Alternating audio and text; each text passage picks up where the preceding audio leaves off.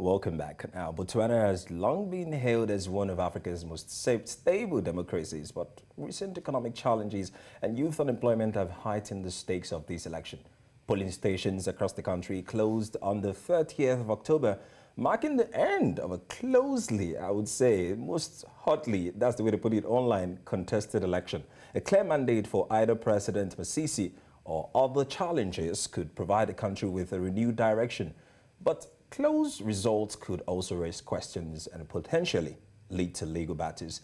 Let's take a look at this report compiled by our correspondent who was in Botswana, Bongani Sisiba. A very calming morning, a day to mark a significant milestone in the Botswana democracy. Long queues formed, citizens eager to put an X on the ballot. Notably is the youth who are taking charge. Many are expressing their desire for change. They want to see a Botswana that reflects their aspirations and hopes for the future. For me, it's on the health sector. Our health sector has sort of deteriorated. We are hoping improvements on the health sector.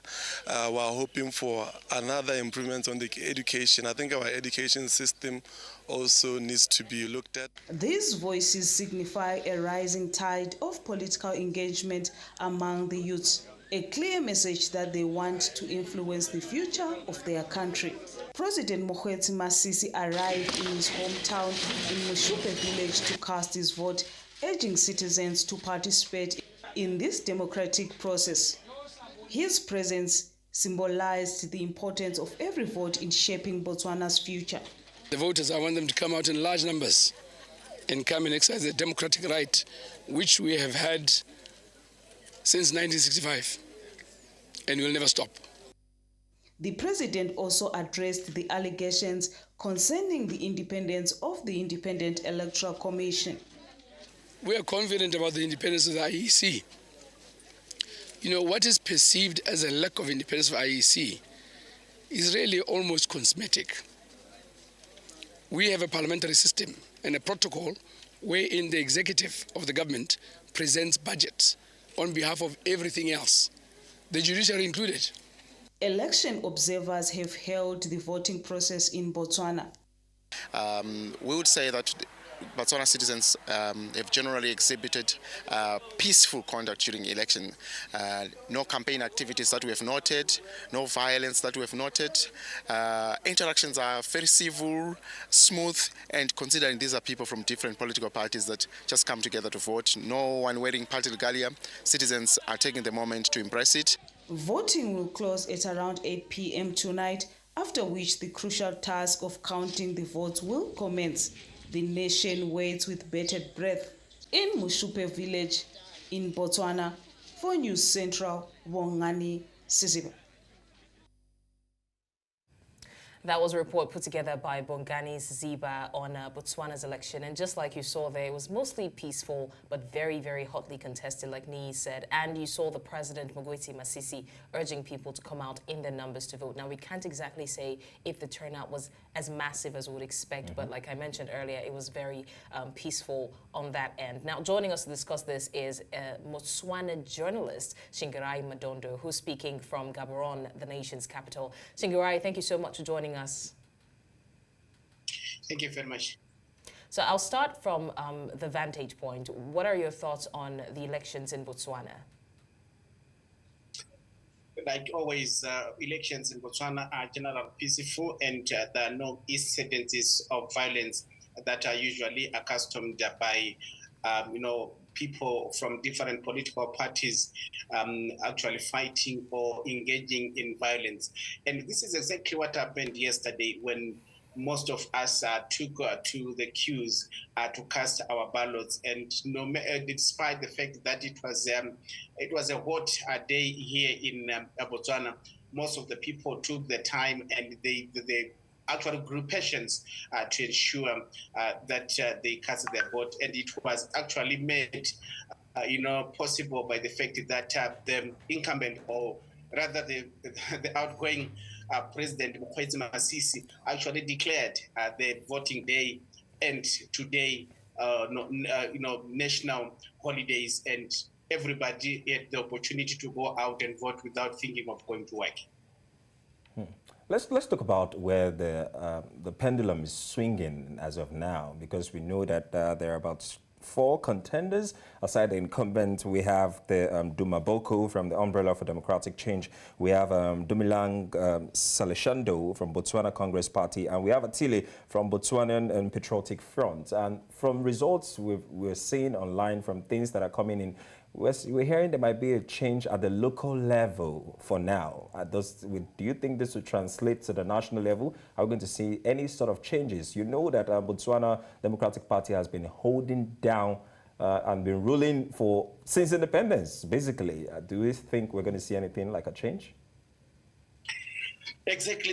The Botswana Democratic Party, which is under the presidency of Mokgweetsi Masisi, has been in power since September 3rd, 1966, when Botswana got its independence from the British. And they have been actually in power for good 58 years, and you can say this has been 6 decades of ruling. But what happened yesterday, then people came in large numbers, whereby in a constituency whereby we usually used to see 8,000, 9,000 people coming out to vote. But yesterday the turnout was very huge, whereby some constituencies we saw a number of people coming out in their numbers, and in some constituencies we've got about 20,000, 25,000 people coming out to vote.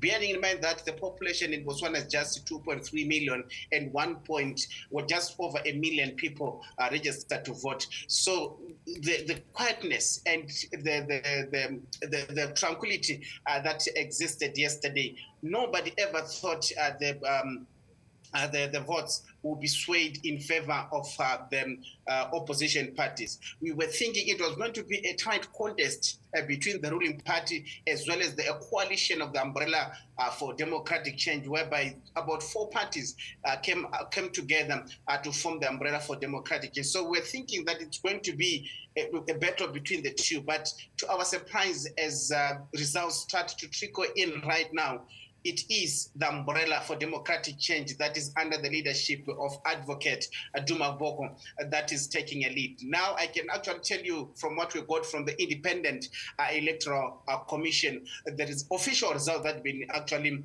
given so far. We have got a situation whereby we have got about 600 members or candidates who were standing for local government.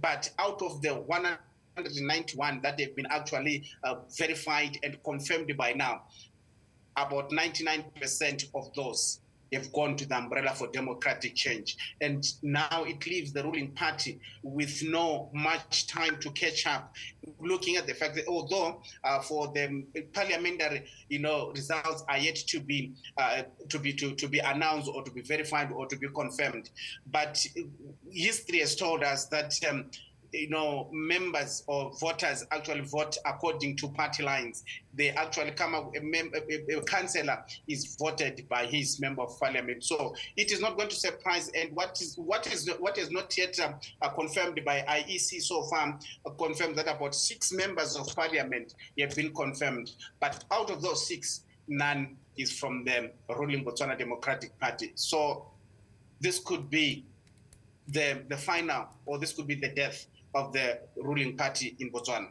So, Shingirai, regardless of the data that you just presented to us, we still also understand that there are some people who are still favored by the Botswana Democratic Party, despite, almost 6 decades and the recent economic crisis that we know that Botswana is going through. We understand that there's been a recent downturn in the demand for diamonds, which we know that they rely on, and they're like the second producers after Russia. Why do you think that they still remain the favorites among some certain group of people, regardless of the economic challenges?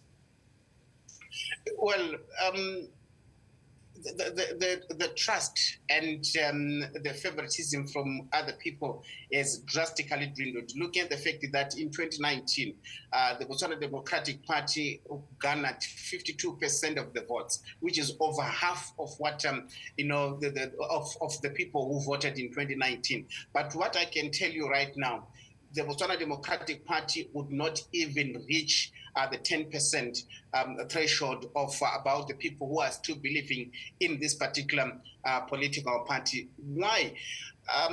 economic challenges bedeviled the country for over 6 years now since President Nyesom Wike took over. Some would want the ruling party has been actually blaming the COVID-19 pandemic for the decline in economy, but some, especially in the opposition and those people in the academia, they are of the belief that the economic challenges that the country is experiencing now are actually many-made, looking at the fact that the president actually took a war or picked a fight with DBS, which is a global diamond company, whereby he actually forced the company to actually seize almost 85% of the ownership to the government of Botswana, saying this has happened for a very long time, and many of the people have suffered because the Botswana, rather, or the people of this particular republic have not been benefiting.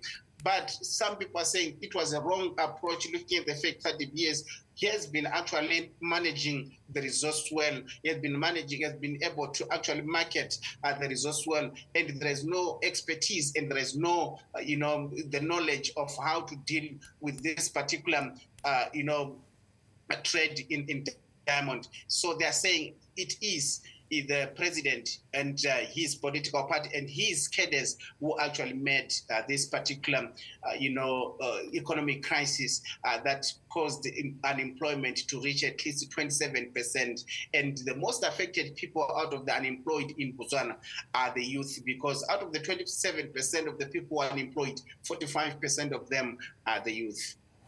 That's really raising my concern, because it looks like there's this rapid growing youth movement across African countries. We saw in Kenya, we saw across other African countries, even in Nigeria, there was at some point. And I see here, I'm more concerned about what these contenders said during their manifesto, especially for this demographic, which is the youth. From the election in 2019, we do know that the BDP took about 38 out of the 57 seats.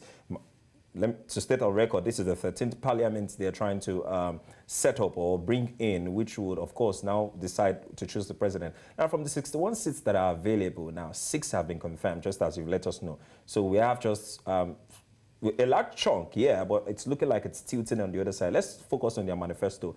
What were the promises they had when they were coming in? What they promised the youth? And which one do you think the people are weighing right now and saying, oh, I think I prefer this. This is more youth-centric. I think I prefer this. This is more economic-centric. What are your opinions about that?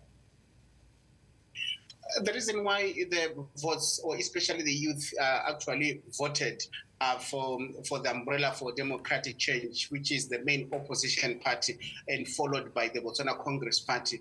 These are the people who came up with their manifestos, hinging much in terms of employment creation and a better socio-economic, growth in the country.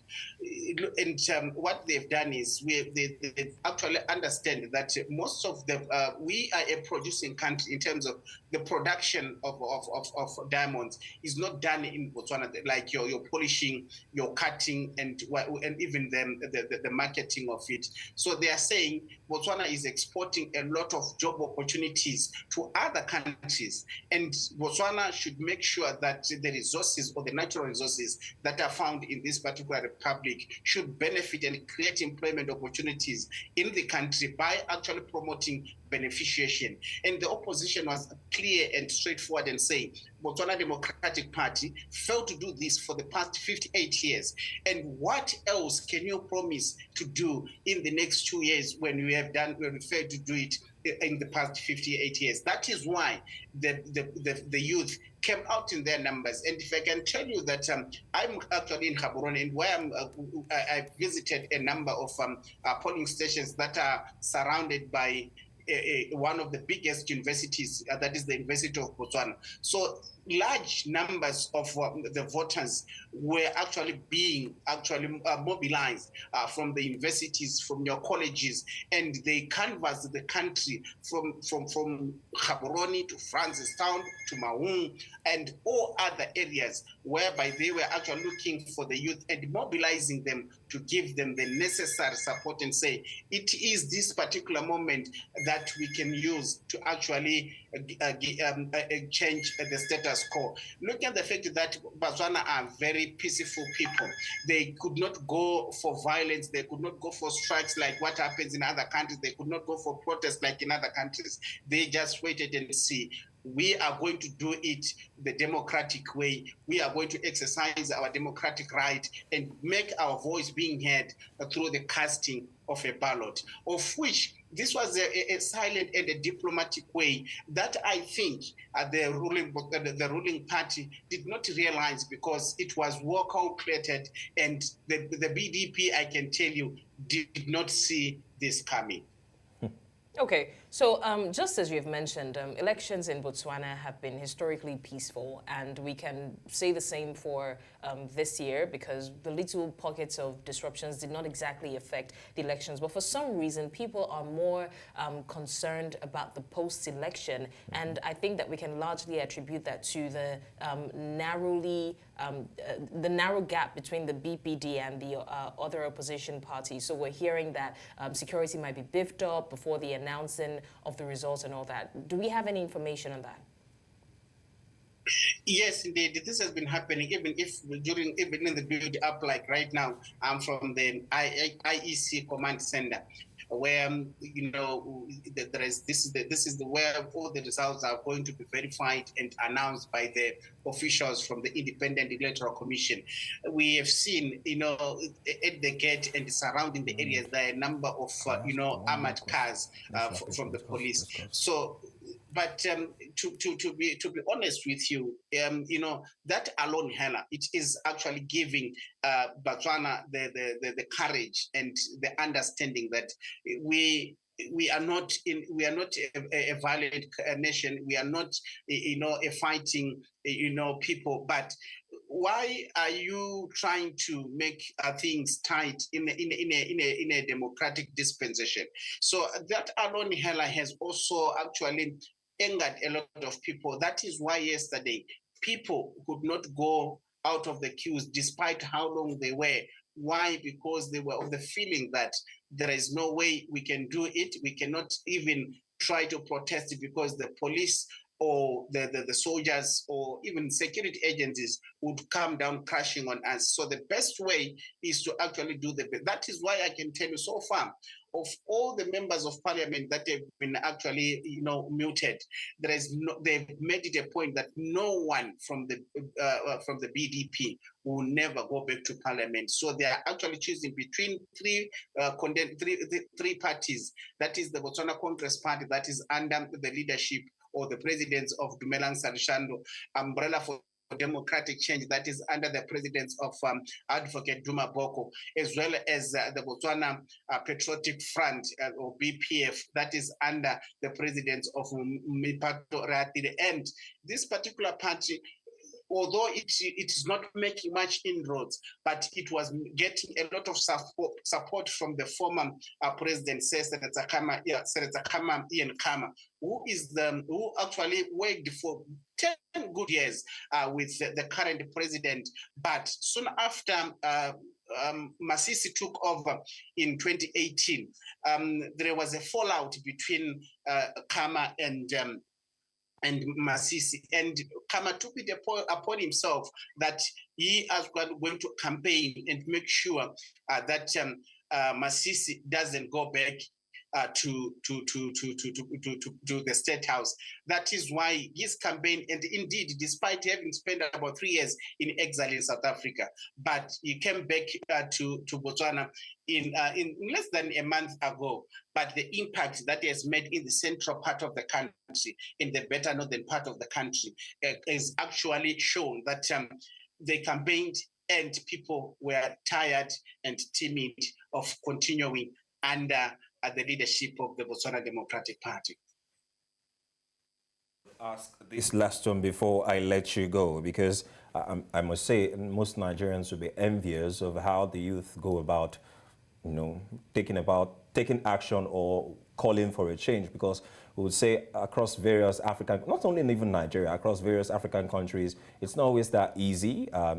even to do it the democratic way, it's not so easy to go by it. Let's talk about the electoral umpire here. What's the level of transparency, and are there any other technological advancements that has been added to the way the process, the electoral process went from the counting to the voting to the transmission of result? Because I want to believe that if the youth do not believe in the electoral umpire, they might actually have gone for the other option, just like every other African countries, and how their youth have been behaving. Let's talk about the electoral umpire. Finally, from your own observation, do you think they are transparent enough and the people trust them to give the accurate result? Well, you actually said it all, looking at the fact that, the democratic space that is in other countries, when compared to Botswana. Botswana is one of them, very few, peaceful and democratic, or a country that is still, respecting the rule of law that are left on the continent. I can give you a classic example of, the neighboring countries, like you go to Zimbabwe or you go to Malawi or you go to Zambia. The youth are so afraid to express themselves. But I can say African countries or African youth can come and learn what the Botswana, youth did in terms of trying to actually reach where we are today. I think it's a matter of benchmarking and understanding, because I can tell you, if the youth of this particular republic could have chose to go the violent way or the way of protesting, then they were not going to actually manage to contain the resistance that was going to be impounded on them by the police. But they actually did it diplomatically, and I think there's need for these youth in this country to actually share with other countries to say, how did you do it? Because I can tell you, there was a lot of use in terms of technology. Social media actually played, they were actually exchanging, there were no, because if they were going to go into large numbers and to protest on the road, obviously the police were going to descend on them. But they used the artificial way or the modern way of communicating, educating each other to a point whereby people were thinking we have got a docile, youth in this particular country, but they use the technology to actually share the ideas, the trick, and they shared the strategies. And I can tell you, they all worked it, because they actually made it a point to a point whereby, if I was talking to one of the leaders from a group called Madibela Topo. When Madibela Topo is just like, the shield of the vote. The shield of the vote came up with this particular idea, and initially they tried to go the violent way. But as time goes on, we saw them, they were so backing, they were so complying, even if they were told by the police not to do anything or to go anywhere, they were complying. But they used technology to actually convey the message and teach other youth in the country to say, how best can we do it? And the only way to do it is to do it the democratic way and in a peaceful manner, and it worked for them. Well, I hope and I pray other countries and youth from other countries actually emulates this. Thank you so much, Shingirai.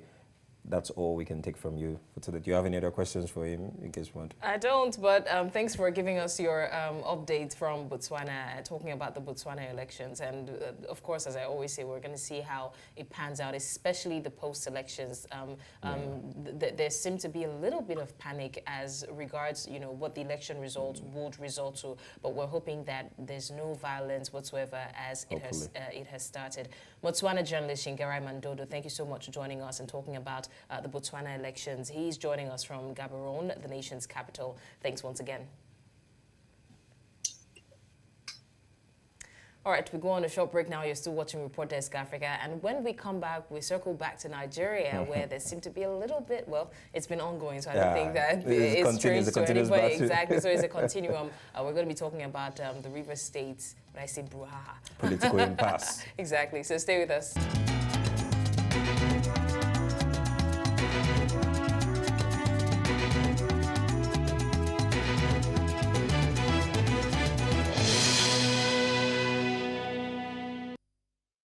Many thanks for staying with us. You're still watching Report Desk Africa. And before we went on break, we talked about the fact that we're coming to the political impasse in River State. So we'll take a quick look at what's going on in River State. Now, throughout 2024, a series of legal battles, defections, and court interventions have kept tensions high in the state.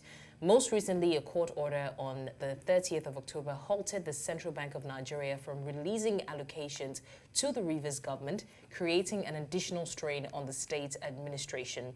The political impasse in Rivers does not appear to be resolving anytime soon. Very quickly, let's listen to Governor Fubara's reaction. Ladies and gentlemen,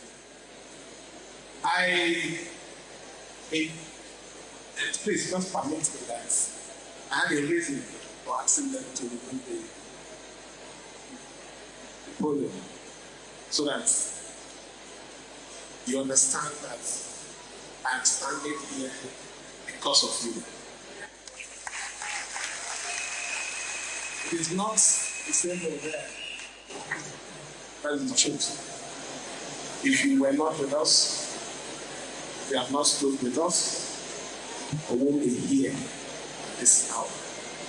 A lot of you might not understand what happened on the 30th of October, the year of our Lord,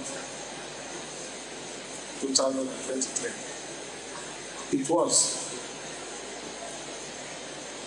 an assassination to the people of River State, indirectly assassination to me.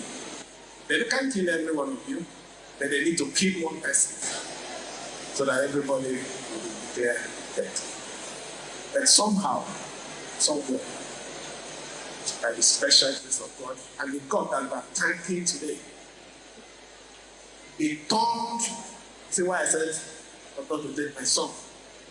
What they meant for evil, God turned it to good.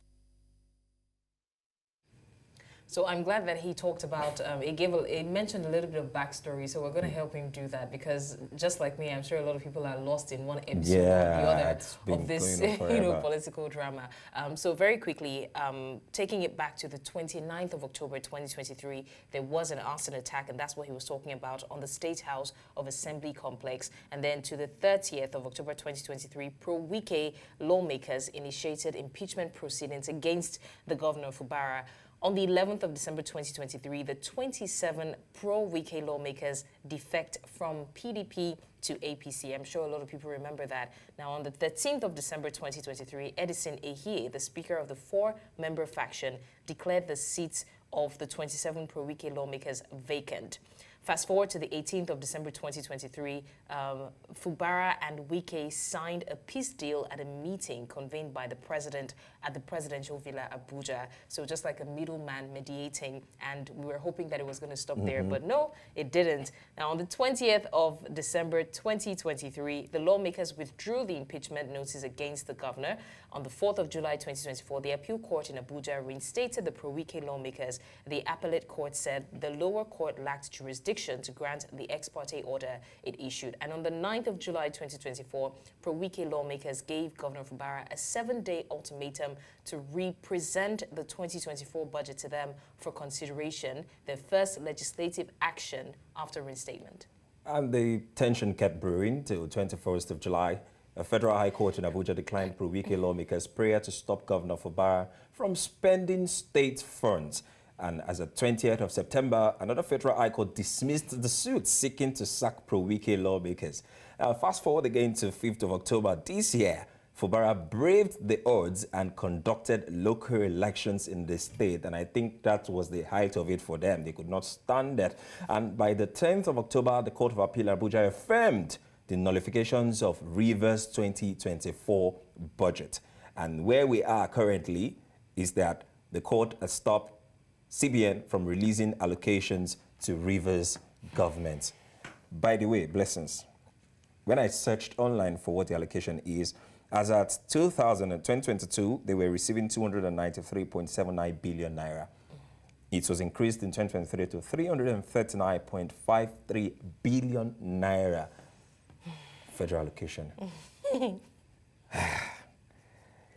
Well, I think that it's little wonder, with this amount I'm hearing, it's little wonder that I don't think it's going to affect the states. And the governor has said that that's the list of his problems, because he also went ahead to assure that contractors will be paid, salaries will start rolling out. So I really don't think he's bothered about that, although I think he has presented an appeal for the case.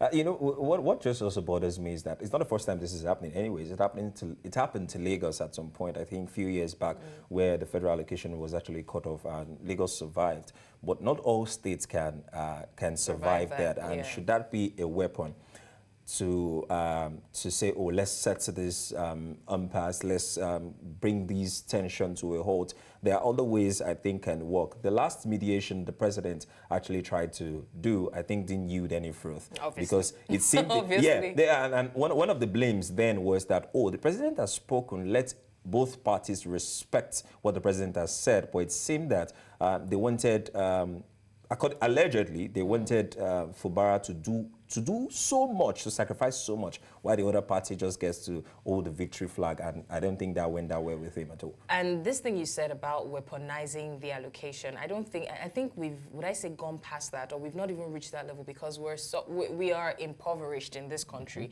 And if you want to consider anything, consider the people that are being governed and not the people in governance. Because if you say that, okay, a particular governor is spending funds, he's not spending funds judiciously, then look into that. Probably maybe halt it for some time, right, honestly, but then look into that and see if it holds any water. But a few days ago, it was,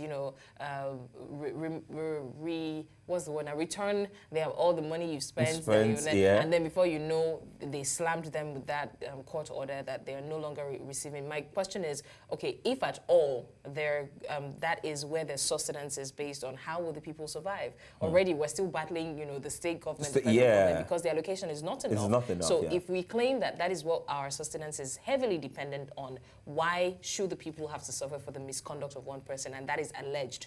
And let's not forget that the local government's autonomy and their financial constraints are still there that they are fighting for. And now with the local government election, Governor Fubara, I'm saying, he has conducted in the state without, I would say, the approval of the powers that be. That's another situation. Now, all those local government chairmen that have been appointed currently, how do they run? How do they get their funding? In turn, what happens to them? But I'm not so worried, because Rivers State is a state that can hold its own. Yeah, oil-rich states. When you're talking about states in Nigeria, and politically, economically, you cannot just shelve Rivers State. They have the wit, everything. You need them. Everyone who wants to get to the power today at the national level knows that he or she needs Rivers State. Exactly. And that was why Governor Nyesom, ex-governor, pardon me, who is the current minister of the FCT, played a very, very strategic part in the last election, because... And by the way, he's been actively busy commissioning commissioning projects and all, right? Acting as if nothing is really happening. But over time, because I was in Rivers State, at least this year I've been to Rivers State about 4 to 5 times, and when I see people talk on the streets, the comments, the opinions they make are, Nyesom Wike has finished his tenure. He should rest.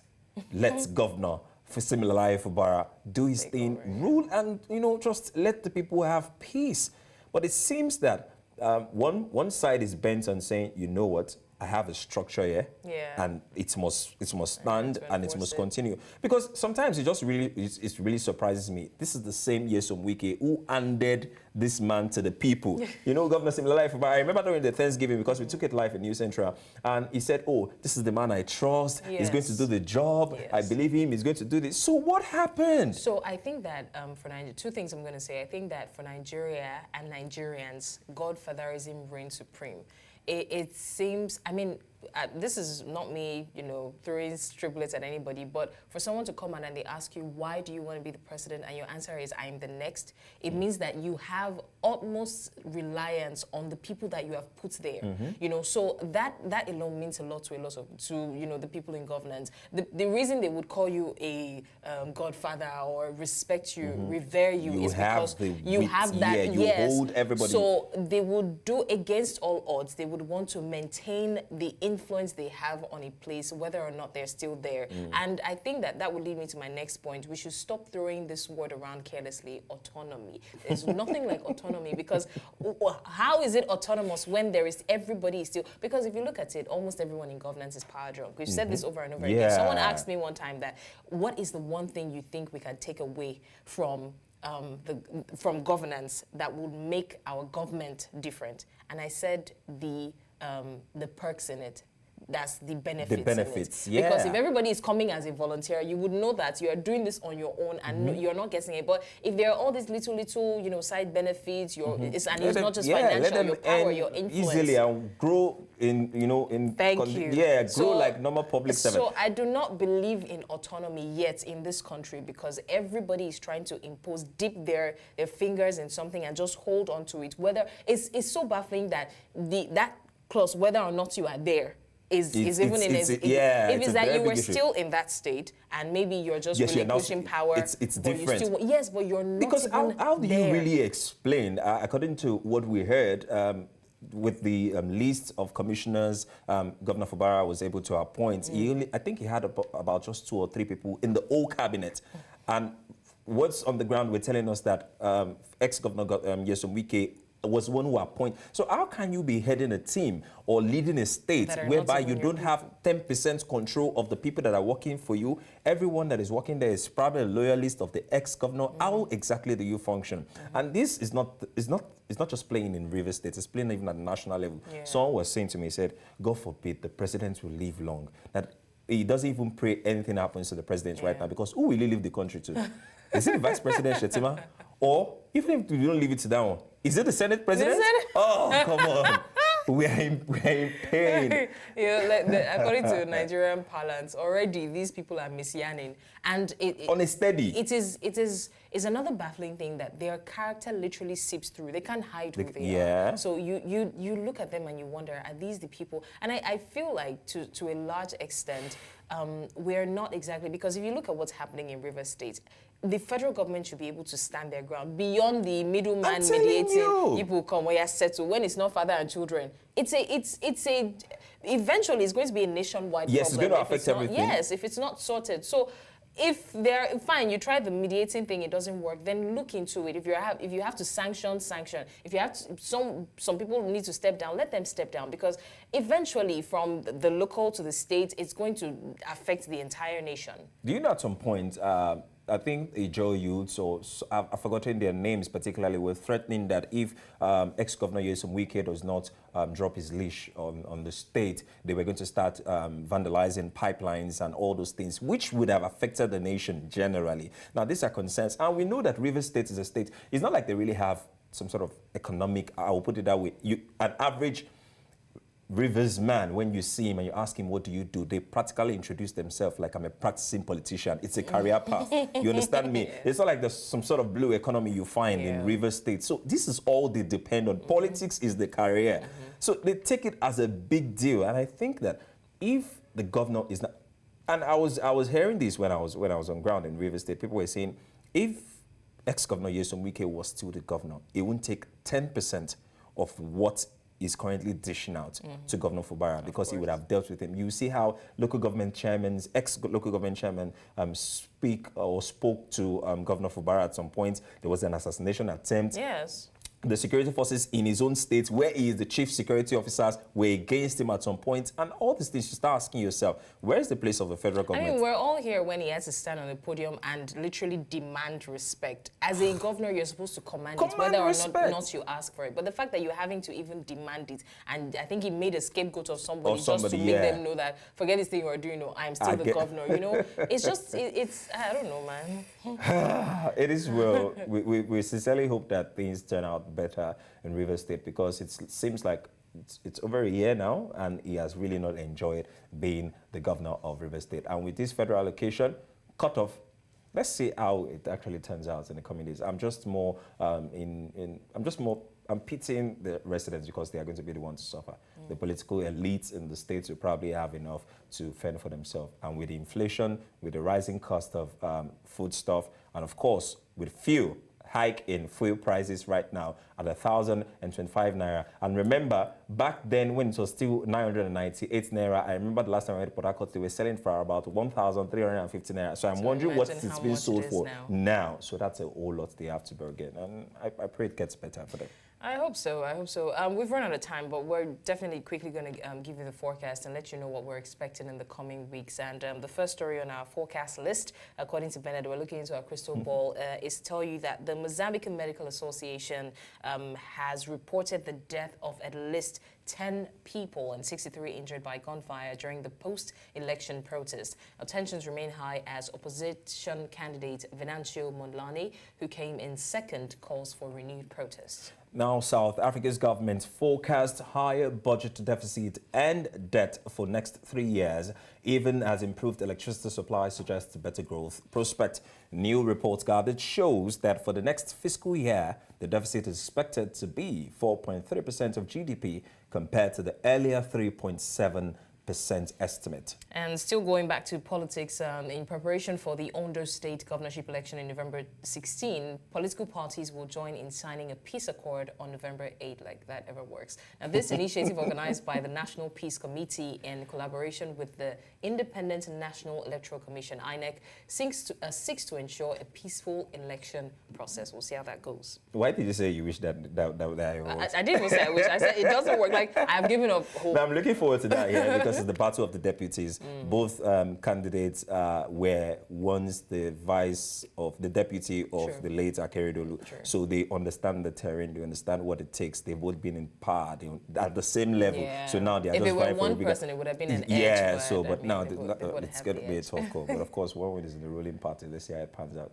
And that's how much we can capture today on Report Desk Africa. Join us again, same time next week, every Thursday at 5 p.m. You will always see Blessings Musugu. That's me. And you will see Bernard Akede, and sometimes me as well. Not always. They fluctuate, but I'm the constant face. Oh, please. I told you I was going to say at the end. Thank you for having us. My name is Blessings Musugu. Thanks for watching. Have a beautiful day. Bye.